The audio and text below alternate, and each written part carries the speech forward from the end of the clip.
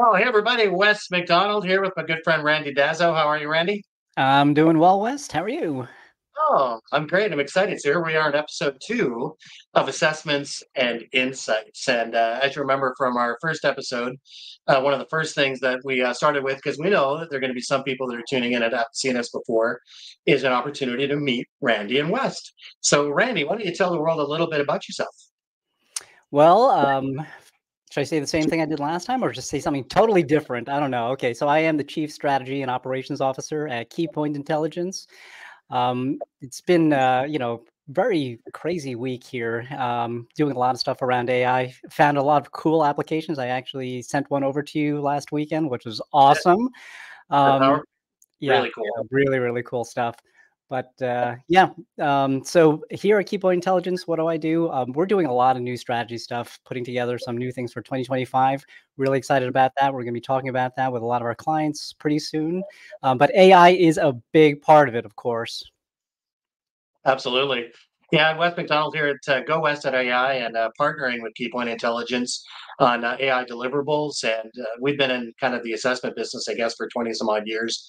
And about a year ago, we shifted gears into doing those assessments specifically with AI and obviously custom work, fractional chow services with clients and stuff. This is game changing for every business. And that's really the purpose of this program. And that's kind of the next part for those that are tuning in for the first time. Why are we doing this, right? That there's probably 1,000 YouTube channels, talking about different AI solutions, etc. But Randy, as you know, and we've talked about this with businesses, there's nothing that is really good out there that's focused towards the channels that we serve, right? That's Right. focused on those business needs. And it's unfortunate, but it's good that we can help, fill that gap, right?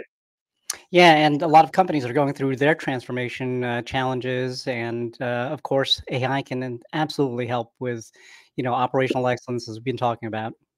Yeah, you bet. And one of the other things, so that's me and Randy. What about you? Where are you watching from? And Randy, we actually got to see each other this week, which was kind of cool. We were just kind of talking about.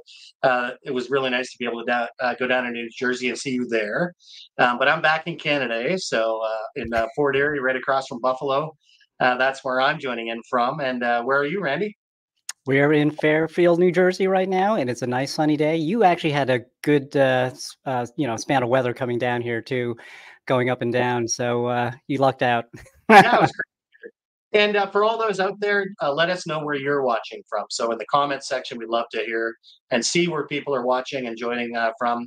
Last session, we had people from all over the world, right? We had some from the US, from Canada, some from over in Europe. So let us know where you're watching from. And the other thing is comments and questions. We'd love to hear your comments and questions. So if you do have a thought that comes up as we're kind of moving through things, if you've got something you'd like to contribute, then please, that's what live streams are all about. You can go ahead and leave those comments there. So it looks like we do have somebody joining us. Oh, hey, Nancy, joining us from Massachusetts. Hello, Nancy. Yeah. And it looks like we've got Anna joining us from Chicago as well. So welcome. All Thank you right. very much. I love Chicago. It's one of my favorite cities. And it looks like we also have another Christopher's joining us from Chicago as well. And yet, let's see, your hometown, your home state, New Jersey. Hey, Sean, how are you? Hey, Sean. Yeah, good to see you. And thanks for joining in. So remember, folks, just let us know where you're watching from. And one of the first things I want to do, and we're going to talk about this every time we do this. So it looks like we got Mary from Fairfield as well. Um, some of the news that's happening, right? And we spoke about it a little bit beforehand, Randy, but one of the big news items that's come up uh, is ChatGPT, right? That they are coming out with their Project Strawberry. And it was kind of funny because we were talking about everybody, kind of naming their stuff after fruit, which is a weird thing, at least in the, Food, yeah, candy. all of that stuff, right? Yeah, but this is pretty big news It's so because, relevant. That's why. you know, we weren't expecting this until actually the end of the year, right? A lot of people, and I've been following this, and we really thought it was going to be the end of the year, but Yeah. here we are, potentially just a couple of weeks out, and it's pretty exciting because obviously, you remember when 4.0 came out, or actually, I think it was just when 4 came out, Yeah. that it was stated that it'd be the worst version of ChatGPT that you'd ever experience, right? And that wasn't an insult to the capabilities, but just that it's changing so fast, right? So some of Tremendous. some of the stuff they're talking about in this is reasoning, right? The ability to actually do better reasoning, and as you and I know, because we've been working on it, for analytics, right? Is that ability to be a better reasoner, to have some more intelligence. So I'm super stoked about that. What's going Big, on, big John? update. Yeah, thanks for joining in from France. So we have our international audience going here, and it looks like we've got OKC. Welcome, Todd. Hey, Todd. And we have another Todd. Two Todds. This one, Todd Curtis from Salisbury in the UK. So thanks for joining in. And again, folks, we'd love to see where you're watching from, and also any comments and questions. Feel free to throw those in. Right? Yeah. So Wes, do you know, like in GPT Strawberry, they did talk about a lot of the new things with mobility and being able to really be able to interact and collaborate with GPT as if it was a human being and stuff like that. I'm assuming that that is going to be a big prominent aspect of 5 or Strawberry. I hope so, and I think so, right? And as we also saw, I'd be curious to see what kind of power conservation and Yeah. power in general that they're doing, because a lot of people obviously are worried, and rightfully so, about power consumption in AI. And when 4.0 came out, it was, I think, almost 10 times less the resources required to actually run that engine, even though it's faster, right? So Yeah. I'll be looking forward to that as well, to see what kind of solutions they're coming up with to solve those problems. And we do have another one which is a little bit scarier, and I'm going to shift gears. Maybe not scarier, that's the wrong word. I don't want to scare our audience. Don't get scared of AI, people, but this is definitely some big news, that we've been talking about this whole concept of moving away from just using chat to talk, right? To talk with it and get information, write you a better email, etc.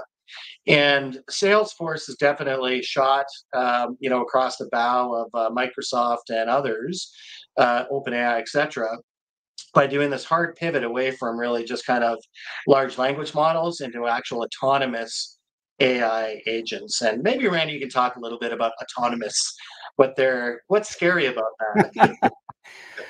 Well, in my Tesla, I do have the capability and option to actually use the autonomous capabilities, and I have actually turned that on. It's there's a lot of cool things that are available and really cool about it and out there. But I'm actually very curious about this. I love the idea of having agents or bots or chat bots, and you've done a lot of work around that too, West. And even in our industry, being able to incorporate that, as agents, even for like service and things like that. We're talking about remote service a lot in our industry, and being able to do things, agents are taking over to be able to do that, and having that ability not to actually have a live person putting all your content information around, questions and answers and things like that is so powerful with AI. It certainly is. And hey, Greg, thanks for joining us from Michigan. Hey, Good to see Greg. you, bro. And it certainly is. And one of the things that they were talking about, which I'm not sure if a lot of people are aware of, but that these AI agents can actually replace some sales jobs, right? That they're talking about the capability to actually create agents which will help a customer through their buying process, right? And that's quite interesting, to be able to have the ability. And I would think that for a lot of maybe the simpler sales cycles, that if they're just looking for information on something, that maybe it can help with that, right? But it'll certainly be interesting to see if it's a reality. And as you can see, I did highlight the OpenAI's ChatGPT, and even Salesforce's own Einstein GPT can answer questions, but it can't necessarily do things, right? It can't necessarily take that next step, as in putting the order through through the e-commerce platform, etc. And the great news is that we've actually got a guest coming in today who can talk to this, because Salesforce, not to knock you down because you're a lot bigger than we are. People are doing things like this already today. They're already bringing capabilities to take actions versus just conversation. And so I'm excited. Actually, I'm going to bring in a guest, Mr. Brad Moss from Enhanced AI. And Brad, how are you doing today? Hey, good. How are you guys? Oh, no complaints at all. We were just talking about some of the news on the cycles, and it's probably a really good segue. We were looking at Strawberry. I don't know if you saw that in the news, that they're actually predicting they're going to come out with ChatGPT 5 in the next couple of weeks, which was really surprising for me because I didn't think it was going to be till the end of the year. And then the second piece, Salesforce and Mark Benoit talking about this idea of AI agents, right? That they're doing a pivot shift from, kind of just doing LLM stuff like they do with Einstein, being able to answer questions to be able to take actions. And of course, the work that you do at Enhanced AI, you've been doing that already, and we've worked with you, and other partners have worked with you, to this end. So, but I won't take away your thunder. Just for our audience, maybe you can give a brief introduction. Sure. So my name is Brad Moss, and the founder here at Enhanced AI. And I've been but I have a background inside of Amazon. I was a executive at Amazon. I ran the third-party marketplace, the selling platform called Seller Central that everyone uses. About a $65 billion is run through my platform at the time when I was running it. Kind of bonkers numbers that you get with Amazon. Small amount. It was awesome. There were such great people that I worked with there, and I learned so much about huge systems and big tech and how big tech worked. Before that, I built a lot of video games for Disney and EA and some of the big guys. Cool. Yeah, which is pretty fun. But then at Amazon, it was like, hey, this is big systems. I'm like, why are you guys going so slow? Oh, because we gotta look out for this, this tech thing that could go wrong, or this one. It was awesome, especially when it's like when they were like, we're handling more data than like the U.S. government and anyone in the world at this point. That's what they had and tracked. So it's like you can't just put something up. You got to put it up and figure out how it's going to get stored, and short-term, mid-term, long-term storage. And anyway, it's amazing. It's amazing I get my stuff in a day. That's amazing. Well, yeah, and the whole process. So yeah, you can get it in a day now. It's magic. It's always based on goals, right? It's like, well, what do we want to accomplish? Well, let's get stuff in a day. And people would love it. So that was a fantastic experience. And then I left Amazon after building I built them a new business. That was about $1 billion new business. It was for third-party sellers on mobile devices. And then I was in the e-commerce space for about 10 years. I still actually have a company I started that's still running and doing quite well, helping other businesses manage in the e-commerce space. So I know a lot about, I got into the whole, all the procurement and dealing with manufacturers overseas, and run over $1 billion with that company of management of e-commerce. Wow. But 3 years ago, I got into AI. So before this big craze, I coded AI back in the day with my video games, but this one was, I got into AI, generative AI, because I was trying to solve a business operational problem. I was like, hey, how do I operate and iterate on this process? And this process just needed a lot of iterations. It was back in the media and in video games, and I was building something, and Netflix and Microsoft both super interested in what we were building. Met with them a lot of times, but because I had started working through and figuring out how to automate this process of creation with AI, and it was enlightening to see the power of what generative AI could do. And this was before the whole Chat GPT craze kicked Run. So cool. Yeah. So then with that, I was like, okay, but I don't want to just build one product. And so it was just kind of worrying on my mind the whole time when I was talking with Netflix and Microsoft and the others, a couple other studios.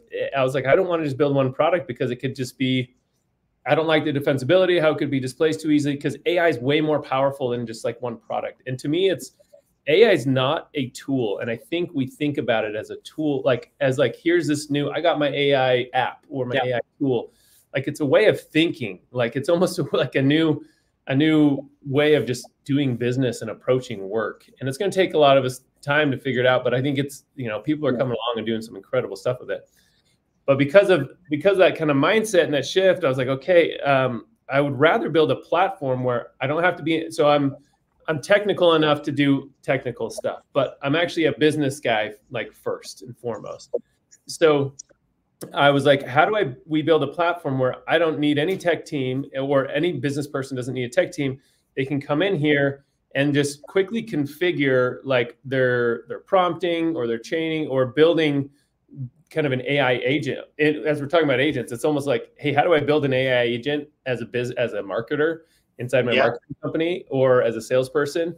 And how do I understand what is this agent or what is AI doing for me?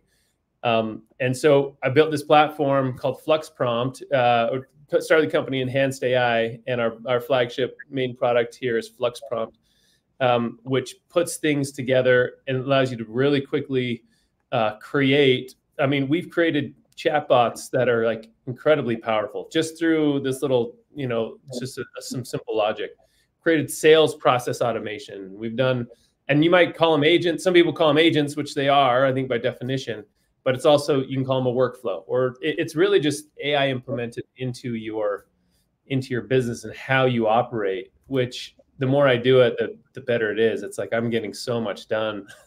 I would have ever gotten done before.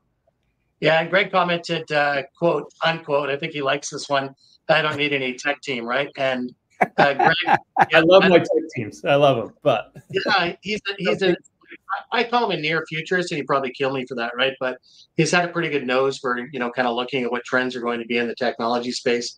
And he's talked about this, right? That a lot of the tasks that we typically have people doing, that AI is changing those things forever, right?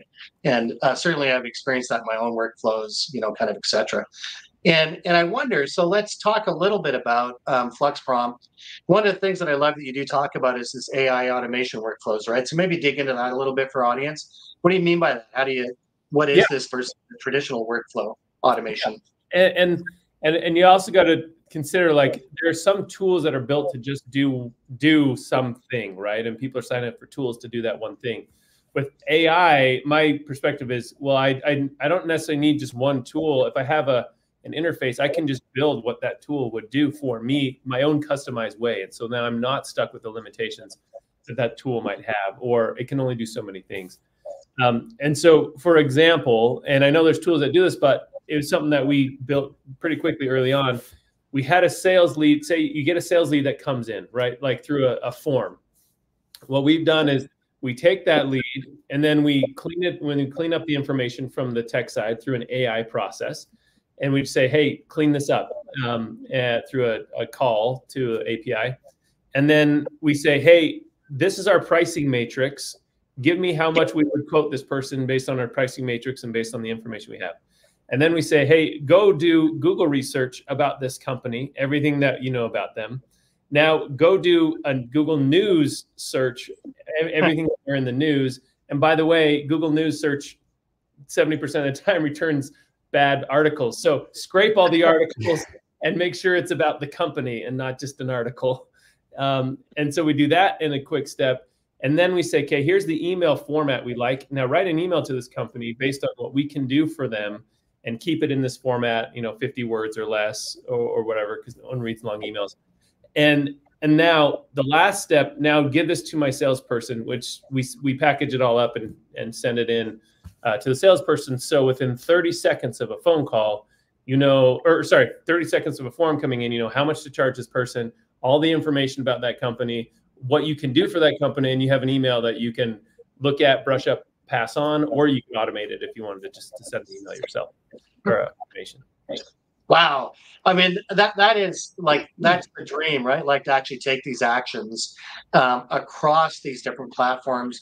And correct me if I'm wrong, Brad, but that can work in their existing systems too, that, really at the end of the day, we're not asking them to do a wholesale change of their systems, right? It's like, well, you're using eAutomate, or you're using HubSpot, or you're using this, no problem. Yeah. We can actually work through there, right? That's exactly right. And like, that's our approach is, hey, people aren't going to change kind of the way that it takes a long time to get anyone to change doing anything as human beings.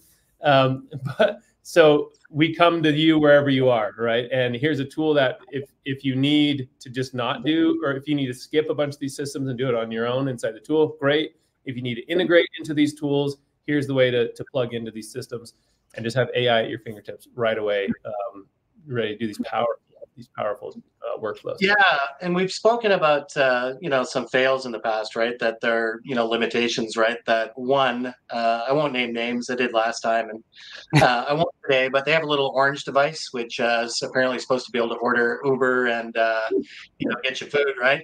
And it never really delivered, right? But the concept, I really like what the one thing that they put into the world, because we all love these new acronyms, or these large action models, right? To be able to take actions against what the AI is doing. In other words, not just to tell me something nice or to write something pretty, but to actually take an action, right? And I think that's one of the things that super impressed me when we started looking at your offering, was that you actually deliver on that, right? That there's this ability to link those systems and do actions. And I think it's important for businesses to realize that you've got to look at a company like Enhanced AI, that this is all they do, right? That this with FluxPrompt, to be able to go in and build these AI automations, that they can work, but it still work. I love that you said that it's not canned, right? And I did have a sales call the other day, actually, with a potential client that said, we don't want to do anything until it's absolutely a canned thing, right? Give us the thing when it's a thing. And I'm like, well, I don't think AI is ever going to do that. I don't think the thing's ever going to be a thing, right? So, but using something like this, you can make that thing, right? Yeah, and you can do it so much fast. Like, our goal is just to make it so quick to implement these things, right? That you don't need, like, we've had companies who come in, they're like, well, we have head of AI and we have our AI team, but like, they have so many things to do. They're never going to get to the marketing, this one marketing person's thing that they want to use AI for. And so they love the platform, because like, we're actually going to give your platform to our other team, to the rest of the company, so that they can all do all these things. And we'll find the big things that we're going to do with our AI team. But now the team can just be enabled to go move quickly, and again, don't need an engineering team. Not that engineers are bad, it's just everyone's time is always constrained, right? So it's, how can you get really big tasks done without an engineering team if you're not like a wholesale initiative, right? And I put it in air brackets, like where it's going to take a team of people to dedicate to it. And we've seen it even on our AI assessments that we do. We give really good recommendations for things that people can do, and sometimes they don't get done just because they don't have the time, right? That's always the killer. So this is really cool. And quickly, just in respect for time, because we are going to go to probably about 11:30 Eastern, this customer personalization, I think you talked a little bit about it, but maybe dive a little deeper into how you work that in. Sorry, explain this personalization. What do you mean in particular, like the new customer coming in, or what? Yeah, like actually just making the systems theirs. Like I said, you've talked about that already, but that it's really personalized to them, as opposed to being kind of a canned thing that they have to learn. They can actually make it learn on their organization, right? Yeah, that's right. So that's any new kind of system. I mean, when I had to switch from Windows to Mac, it's like I had to learn the new operating system, how this works, right? Like, there's nuances and things you just got to learn. By the way, I started at a Mac and then went to PC for years, and now I'm both. So I like them both for different reasons. But it's like, hey, it's almost like an operating system. Like, hey, you got to learn how these basic things work. But we keep getting the phrase like, oh, it looked a little complex at first, but like within 15 minutes, like, I got it. Like, it's so easy. It's super intuitive. And by the way, we had a former, head up former Apple lead engineer of 25 years. He's like, this system's impressive as hell. He was loving what he was seeing with it. But the customization comes in where you can start using it and building kind of, you have your own personal space. And then as a company, you have company spaces. So you're like, hey, here's our sales space. Here's our marketing space. Here's customer success. You can build as many as you want and configure them however you want. And you can put certain people in your organization in different spaces. And so they can collaborate on these workflows together. Or it's like, hey, here's our writer's room for all of our copywriters, or however you want to break that up. Very cool. And that's super helpful. So they're not being overwhelmed by all of the things that other people in the organization are doing, but just to really focus on what they're doing, right?